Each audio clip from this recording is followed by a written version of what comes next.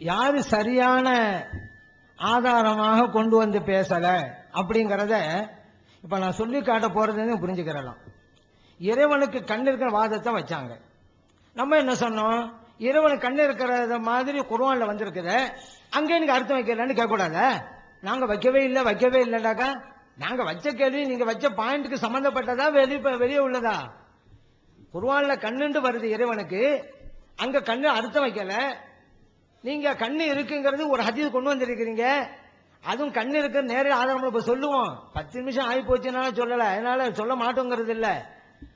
அது அவங்க சொன்ன ஹதீஸ்ல கண்ணு இருக்கு, இறைவனுக்கு கண்ணு இருக்குங்கிற ஆதாரமே கிடையாதுங்கிற சொல்ல போறோம். இப்ப நம்ம என்ன சொன்னோம்? இறைவ கண்ணு இருக்கு சம்பந்தம் ஹதீஸ் சொன்னீங்களே, குர்ஆன்ல இறைவனுக்கு கண்ணு இருக்கிறதாக பல வசனம் வருது, அங்கெல்லாம் கண்ணடிய அர்த்தம் வைக்கல, கண்காணிப்படிய அர்த்தம் வச்சீங்க, எங்க கொள்கைக்கு ஏன் வந்தீங்க அப்படி கேள்வி வச்சா, நாங்க வைக்கவே இல்லை இந்த ஆசனங்களை எல்லாம், நீங்க எடுத்தீங்க, அப்ப மாட்டிக்கிறீங்கடா. எல்லாம் புரியட்டும். இல்லைன்னா குர்ஆன்ல அல்லாஹ் கண்ணு இருக்குன்னு வருது, அங்க கண்ணுல அர்த்தம் வைக்கலையே, நமக்கு ஏன் அப்ப அல்லாஹ்வுக்கு கண்ணு இருக்குன்னு ஏன் போதிக்கிறாங்க? இந்த ரெண்டு நிலை அவங்க எடுக்கிறாங்க, மக்கள் புரியட்டும். நாங்க வச்ச அதுக்கு பதில் சொல்றதுதான் சம்மதம் இல்லாதது. என்ன? அல்லாஹு தஆலா கண்ணுக்கு கண்ணுண்டு சொல்றான், கையுக்கு கையுங்கிறான். அப்ப கண்ணுங்கிற அந்த இடத்துல கண்ணுன்னு தான் சொல்லுவோம், வேற இல்ல. அது என்ன அல்லாஹ் சம்பந்தப்பட்டதா மனித சம்பந்தப்பட்டதா? அந்த இடத்துல வசனத்துல மனிதனுக்கு சொல்லப்பட்ட கண்ணுக்கு எங்க நீங்க உதாரணம் தெரியுங்க? கண்ணுண்டா கண்ணு தாண்டு இப்ப அதையா பேசிக்கிட்டு இருக்கோம். நீங்க அல்லாஹ் சம்பந்தப்பட்டதுக்கு கண்ணுன்னு வந்திருக்குது, இந்த இடத்துல கண்ணுல அர்த்தம் வைக்கிறோம் பாத்தீங்களான்னு ஒரு வசனத்தை காமிச்சிருக்கணும். அப்படி காமிச்சாங்களா இது வரைக்கும்? வலகும் ஆயுனும் லாயும் சிறுவன் லாயு சிறுவன் அபிஹா, மக்களுக்கு கண்கள் இருக்கும் பார்க்க மாட்டார்கள். அங்க கண்ணுண்டா கண்ணு தானே, இது அல்லாஹ்வுக்கு சொல்லப்பட்டதா மனிதனுக்கு சொல்லப்பட்டதா? ஏன்னா அல்லாஹ்வுக்கு கண்ணுண்டு வந்துச்சு, வேற அர்த்தம் எங்க கொடுத்தீங்கன்னு கேள்வி வச்சா, மனிதனுக்கு கண்ணுங்கிற வசனத்தை எடுத்துக்கிட்டு இங்க எல்லாம் கண்ணுன்னு தானே சொல்றோம் அப்படின்னு தான் சொல்றது. இப்ப யாரு சரியா புரியல? நீங்க ஒரு வசனத்தை ஓதி இங்க இறைவனுக்கு கண்ணு இருக்குங்க, கண்ணு தான் இந்த இடத்துல அர்த்தம் வைக்கிறோம், அந்த இடங்கள்ல எல்லாம் வேற அர்த்தங்க அப்படி சொல்லிதான் பொருத்தமா இருக்கும். குர்ஆனிலே சொல்லப்பட்ட எல்லா இடங்களிலும் கண் என்கிற கண்காணிப்பு அர்த்தம் வச்சுக்கிட்டு, மனிதனுக்கு சொல்லப்பட்ட கண்ணை கொண்டு வந்து அதுக்கு ஒரு வசனத்தை ஓதிக்கிட்டு இங்க எல்லாம் கண்ணுன்னு தான் நாங்க சொல்றோம் சொன்னா இது ஆதாரமா? அப்ப நாங்க வச்சதுல சரியான கேள்வி இருக்கா இல்லையா? அப்போ சில இடங்கள்ல ஆனா ஒரு விஷயத்தை ஒப்புக்கொள்றாங்க, அதான் நம்மளும் வரவேற்கிறோம். சில இடங்கள்ல கண்ணுண்டு இருக்கு, கண்ணு அர்த்தம் வைக்க கூடாதான். அதனாலதான் எல்லா விஷயத்துல கூட கண்ணுண்டு வந்துச்சு குர்ஆன்ல, நாங்க கண்ணுண்டு அர்த்தம் வைக்கல, கண்காணிப்பு தான் அர்த்தம் வச்சிருக்கிறோம். அது இதைத்தாங்க நாங்க சொல்றோம் எல்லா இடத்துல வைங்கண்டு. ஏன்? அப்ப இல்ல சில இடங்கள்ல தான் அப்படி, இன்னும் அப்படி இல்ல. இப்படி முடிவு எடுக்கிறது யாரு? ஆளாளுக்கு முடிவு எடுக்கலாமா? ஒரு ஆள் வர்றாரு, இந்த இடத்துல கண்ணுமே, அந்த இடத்துல கண்காணிப்புமே. இன்னொரு ஆள் வர்றாரு, இல்ல இங்க நான் கண்காணிப்புமே, அங்க கண்ணுமே. அப்ப ஆளாளுக்கு பொறுப்பு ஒப்படைச்சிருவோமா? அவங்க இஷ்டம். எங்களுக்கு இப்படித்தான் புரிகிறது. அப்ப குர்ஆன் விளையாட்டா? நம்ம என்ன சொன்னாலும் மத்தவங்க கேட்கணுமா? என்ன அளவுகோல் வச்சிருக்கிறீங்க? இந்த இடத்துல கண்ணுண்டாக மேற்பார்வை, இன்னொரு இடத்துல கண்ணுண்டா, அதுவும் அல்லாஹ்வோட கண்ணுக்கு இது வரைக்கும் ஒரு வசனத்தை கூட சொல்லலங்க. ஹதீஸ் சொல்லி இருக்கிறாங்க, அது அல்லாஹ் கண்ணு இருக்குங்கிற வாசம் இல்ல. அது உங்களுக்கு சொல்ல போறேன். ஒரு ஆதாரம் காட்டாம எங்க அல்லாஹ் கண்ணு இருக்குங்கன்னு கண்ணுங்கிற வசனத்தில எல்லாம் வேற அர்த்தம் வச்சு முடியலங்க. அப்ப நாங்க சரியான முறையில எடுத்து காமிச்சோம். யாரோ எழுதுனா கொண்டு வந்தோம், நீங்க எழுதுனது வெளியில எழுத்து ஒன்று, இங்கே வாதம் இன்னொன்று. ஏன்? அல்லாஹ் கண்ணு இருக்க வாதிச்சீங்களா இல்லையா? அப்படி வாதித்த நீங்க இங்கே அல்லாஹ் கண்ணு உண்டு வந்த பிறகும் கூட வேற அர்த்தம் ஏன் வச்சுங்க? உங்களுக்கு சாதகமான வசனம் அல்லவாது?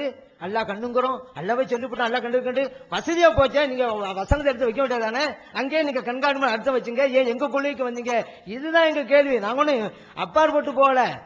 சரி, இவங்க தஜ்ஜால் விஷயத்தை சொன்னாங்க, அதுல என்னங்க வருது? இவன் ஆழ்வர்ண்டா ஒரு கண்ணு தெரியாதவங்க, அவன்டா ஒரு கண்ணு தெரியாதவன் அர்த்தம். அல்லாஹ் ஆழ்வார் அல்ல அப்படின்னு சொன்னா அது மூலம் அல்லாஹ்வுக்கு 2 கண்ணு தெரியுது. இது எப்படி எடுத்தீங்க நான் கேட்கிறேன். இது கண்ணு இருக்க போய் தானே சலாசனை ஒப்பிட்டாங்க. அப்படியா? தஜ்ஜால் மட்டப்படுத்தி சொல்லப்பட்டாங்க. இவன் ஒத்த கண்ண ஒரு கண்ணு பொட்டையானவன், கண்ணே இல்லாத இறைவன் என்று எப்படி வாதிக்க முடியும்? அதே போல 2 கண்ணு உள்ளவன் வாதிச்சிருந்தா, அல்லாஹ்வுக்கு கண்ணு இல்லையே, 2 கண்ணு உள்ளவன்ல 2 காது உள்ளவன்ல இவன் எப்படி வாதிக்க முடியும்? அல்லாஹ் உருவம் இல்லாதவன்ல அப்படி சொல்லியிருப்பாங்க. இது இவன் இன்னும் மட்டப்படுத்துறது. இவன் ஒரு கண்ணு பொட்டையங்க, இவன் எப்படிங்க அல்லான்னு சொல்ல முடியும்? இவன் அதற்காக சொல்லப்பட்டதுதான். இல்ல இவன் ஒரு கண்ணு தெரியாம சொன்னதுனால அல்லாஹ்வுக்கு 2 கண்ணு தான் அப்படின்னு எப்படி எடுத்தீங்க நீங்க? அல்லாஹ் 3 கண்ணா இருக்கலாமே? ஒரு கண்ணு இல்லைண்டா 3 கண்ணா இருக்கலாம், 4 கண்ணா இருக்கலாம். இதுல இருந்து அல்லாஹ்க்கு 2 கண்ணு எப்படி வந்துச்சு? சரி, இதே ஹதீஸ்ல இன்னொரு வழக்கத்தையும் ஒரு எடுக்கலாம். ஏன்னா அழ்வர் அப்படிங்கிறதுக்கு ஒரு கண்ணு தெரியாதுன்னு அர்த்தம். அல்லாஹ் அழ்வர் அல்லண்டா அல்லாஹ் ஒரு கண்ணு தெரியாதவன் அல்ல அப்படின்னு அர்த்தம். ஒரு ஆள் சொல்றான், இது தப்பா நம்ம சொல்ல மாட்டோம். ஆனா தப்பா விளங்குறவன் இருப்பான்லங்க, அவன் சொல்லுவான். அப்ப அல்லாஹ் ஒரு கண்ணு தெரியாதவன் இல்ல, 2 கண்ணு தெரியாதவன், அதான் அர்த்தம். ஒரு விளங்குறான் ஒருத்தன். இப்ப என்னங்க செய்யறது? இந்த அது அப்படித்தானங்க எடுப்பான் ஒருத்தன். அல்லாஹ்க்கு கண்ணு இருக்குதா இந்தாங்க ஹதீஸ்னு தர தெரியல, அல்லாஹ்வுக்கு கண்ணு இருக்கா இந்தாங்க ஆயத்துன்னு தர தெரியல. இருக்கிற ஆயத்துக்கெல்லாம் வேற விளக்கம் கொடுத்துவிட்டு இல்லாத அதிகம் கொண்டு விட்டு கண்ணு சொல்லிவிட்டோமே, பதில் சொல்லலையே, இதான் பதில். நீங்க கண்ணே இல்லாத அதிகம் கொண்டு வந்திருக்கீங்க. இதுல அல்லாஹ் கண் இருக்கு எங்க இருக்கு? அல்லாஹ் ஒரு கண் தெரியாதவன் அல்லன்னு இருக்கு. 2 கண் தெரியாதவன் அர்த்தம் வைப்பான் ஒருத்தன். 2 கண் இருக்கும், 3 கண் இருக்கு, 4 கண் இருக்குன்னு அர்த்தம் வைப்பான். அல்லாஹ் கண் இருக்குங்க எங்க வாசம் இருக்கு இதுல? இப்படி தாங்க ஒவ்வொன்னையும் விளக்கம் கொடுக்கறாங்க. இன்னொரு ஹதீஸ் போச்சாங்கல்ல, அந்த ஹதீஸ் உங்களுக்கு நான் சொல்றேன். இப்ப ஒரு பாதிரியார் வந்தாரு, அவர் விரல் இருக்குன்னு சொன்னாரு. இந்த வமா கதுருல்லா அக்கதி விளக்கம் கொடுக்கறாங்களாம். முன்னால உள்ள ஹதீஸுக்கும் வந்த வாசகத்துக்கும் நேர் எதிரடையான அமைப்புல தான் வாசம் வந்திருக்கு. அதை நீங்க நினைவில் வைக்கணும். ஏன்னா ஸல்லல்லாஹு அலைஹி வஸல்லம் இன்னொரு ரிவாயத்துல லஹிகண்ட இருக்கு.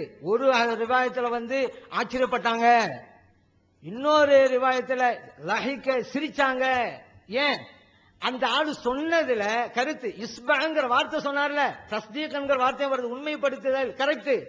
ஏன்னா இறைவனுக்கு வல்லமை உண்டுங்கிறத அல்லாஹு தஆலா கைங்கிற வார்த்தை யூஸ் பண்றான். அதே போல அதிக வல்லமை அப்படிங்கிறதுக்கு விரலை இறைவன் அல்லாஹு தஆலா உபயோகிக்கிறான்.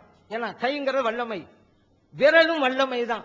அல்லாஹு தஆலா எதையும் செய்ய முடியும். அப்படி நம்ம இலக்கியத்தில் பேசுவோம்ல, எல்லாம் என் விரல் நுனிங்க, அவன் என் சுண்டு விரல் இல்லங்க, அவனால தான் எப்படி வேணுமானோ அவன் ஆட்டி படைப்பான்னு அர்த்தம். அந்த அதிகாரம் இருக்குன்னு அர்த்தம். இலக்கியமா பேசுறான் வைங்க. ஏன் சலாசம் சிரிச்சாங்க தெரியுமா? அல்லாஹ்வோட மகத்துவத்தை எல்லாம் பேசினாங்க, யாரோ சிரிப்பாங்களாங்க? ரொம்ப ஆச்சரியமா கேட்பாங்க, மரியாதை கொடுப்பாங்க. சலாசம் சிரிக்கிறாங்க. இன்னொரு அதிசயத்துல தாஜ்ஜுபன் ஆச்சரியப்பாங்க. ஏன்? அந்த ஆள் சொன்னது முறைய வித்தியாசப்படுது பாருங்களேன். என்ன சொல்றாரு? இம்சிக்கு சமாவாத்தி யோமல் தலா இஸ்பைன், எல்லா வானத்தையும் எல்லாம் ஒரு விரல வச்சுக்கிடுவானா? சரி, ஒப்புக்கொள்வோமே. வல் அறுதியன் அலா இஸ்பைன், பூமியெல்லாம் ஒரு விரல வச்சிருக்கோம், விஷயம் முடிஞ்சு போச்சுல. அதுக்கு அடுத்து பாருங்க சொல்றாரு, வஷஜரு அலா இஸ்பைன், மரத்தை எல்லாம் ஒரு விரல வச்சிருக்கான். ஏங்க பூமியை ஒரு விரல வச்சுட்டா மரம் இல்லையே? இது எனக்கு கிண்டலா கிடையாது. அடுத்து பாருங்க, வல் மா வசரா அலா இஸ்பைன், தண்ணி பூமியே ஒரு விரல்டா, தண்ணி பூமியில தானே இருக்கு. இது சாயுருல் ஹலாயிக் அலா இஸ்பைன், யாரு? நம்ம எல்லாம் ஆடு மாடு மனுஷன், அது எல்லாம் இன்னொரு விரல்லாம். பூமியே ஒரு விரல் அப்படின்னா எல்லாம் அடங்கிருச்சா இல்லையா? விரல் பூமியை தனியா சொல்றாரு, மரத்தை தனியா சொல்றாரு, படைப்ப நிறைய சொல்றாரு. சலாம் சிரிக்கிறாங்க, இப்படி வழங்கி வச்சிருக்கிறாரு. அப்ப தஸ்தியை கண்டு வருத கரெக்ட். ஏன்னா அந்த ஆள் சொன்ன பாயிண்ட் என்ன தெரியுமா? இறைவனுக்கு வல்லமை உண்டுங்கிறது அங்க நோக்கம். இவர் சொன்னது அப்படி ஏற்றுக்கொள்றதல்ல.